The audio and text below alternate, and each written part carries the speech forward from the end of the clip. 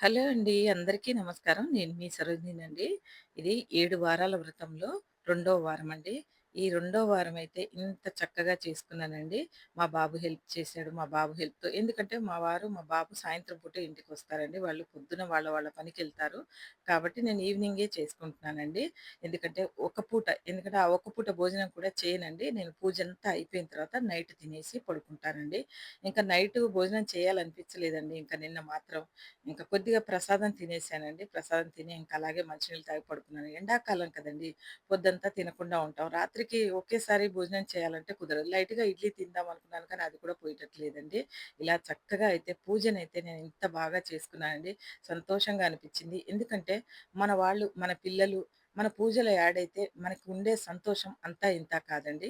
ప్రతి ఒక్కరూ కూడా పొద్దున పూట కాకుండా ఎందుకంటే మీకు వీలైతే మీరెలాగైనా చేసుకోండి. మీ పూజ గురించయితే నేను చెప్పను. పొద్దున, సాయంత్రమా ఎవ్వరికి ఏ ఇంట్లో ఎలా వీలుంటే అలా చేసుకుంటారండి. కానీ నాకు మాత్రం మా బాబు నాకు తోడుగా ఉంటే కొంచెం హెల్ప్ అవుతుంది కదా! అని అనుకుంటానండి. నైవేద్యాలు చేసేటప్పుడు మాత్రం వాడు చక్కగా నాకు హెల్ప్ చేస్తాడండి. వాడు చేసిన నైవేద్యం అండి పులిహోర, పాయసం మాత్రం వాడే చేశాడండి. మిగతాయన్నీ నేను చేసుకున్నానండి. ఎందుకంటే ఎక్కువగా చేయలేదండి. ఎండాకాలంలో ఓపిక తగ్గిపోతుందండి. పొద్దంతా మళ్ళీ మందిరంలో పొద్దున పూజుంటుందా అండి. ఆ తర్వాత ఇంట్లో పనుంటుంది. ఇదంతా రెడీ చేసుకోవడానికి ఎంత టైం పడుతుందో మీకు తెలుస్తుందండి. మీ ఇంట్లో మీరు పూజలు చేసుకుంటూ ఉంటారు. ఎంత టైం పడుతుంది, ఏంటి అనేది ఉంటుందండి. కానీ పూజంతా అయిపోయిన తర్వాత ఆనందంగా ఈ దీపాలు చూస్తాం కదండీ స్వామివారికి. అవి చూసినప్పుడు కలిగే తృప్తే వేరండి మనకి. ఇదంతా పనిచేసిన అలసటైతే నాకు ఏది ఉండదండి తర్వాత.